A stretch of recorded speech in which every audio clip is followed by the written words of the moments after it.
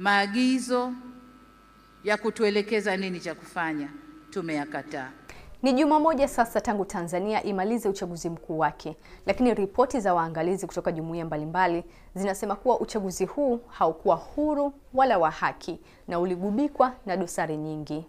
Waangalizi kutoka Umoja wa Afrika yani AU walishuhudia kanuni za uchaguzi zikikiukwa katika vituo kadhaa vya kupiga kura, ambapo baadhi ya wapiga kura walibainika kuwa na zaidi ya karatasi moja za kupigia kura. Aidha, waliongeza kuwa wakati wa kuhesabu kura, waangalizi wengine waliamriwa kuondoka vituoni. Kwa upande wa ujumbe wa waangalizi wa nchi za kusini mwa Afrika, wanasema kuwa uchaguzi huu ulipungukiwa na matakwa ya kanuni ya muongozo wa SADC ya kusimamia uchaguzi wa kidemokrasia, kigezo cha uchaguzi huru, wa haki na kuaminika miongoni mwa nchi wanachama.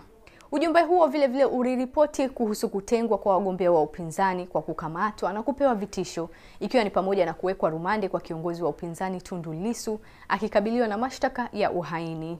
Kwa upande wa kimataifa, bunge la Umoja wa Ulaya limesema kuwa uchaguzi wa Tanzania wa Oktoba 29 haukuwa huru wala wa haki na kuelezea kusikitishwa kwao na huo uchaguzi kwa ujumla. Uchaguzi huu utakumbuka kwa kipekee katika historia ya Tanzania, huku ukigubikwa na maandamano pamoja na vurugu. Taasisi hizo zimeshauri Tanzania kutoa kipaumbele kwa mabadiliko ya mifumo ya uchaguzi na kisiasa. Wameshauri pia serikali na bunge kuongoza mchakato wa wazi wa mabadiliko ya kikatiba unaohusisha wananchi. Uchaguzi ni fursa. Rais Samia Suluhu Hassan alitangazwa mshindi katika uchaguzi huo, lakini Chama cha Demokrasia na Maendeleo Chadema, ambacho kiongozi wake Tundu Lissu yuko rumande kwa mashtaka ya uhaini, kilipinga matokeo hayo na kudai kuwa uchaguzi huo ni kejeli kwa demokrasia. Hata hivyo, saa chache baada ya Rais Samia kula kiapo, alishukuru makundi hayo kwa maoni yao, lakini akaweka wazi kuwa si kila jambo unalolitaka linaweza kutekelezwa, ila Tanzania yenyewe ndiyo yenye uwezo wa kuamua nini cha kufanya.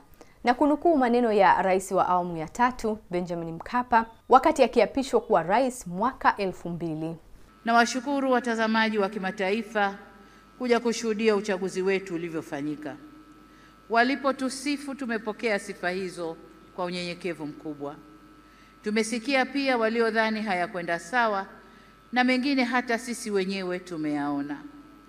Maagizo ya kutuelekeza nini cha kufanya tumeyakataa.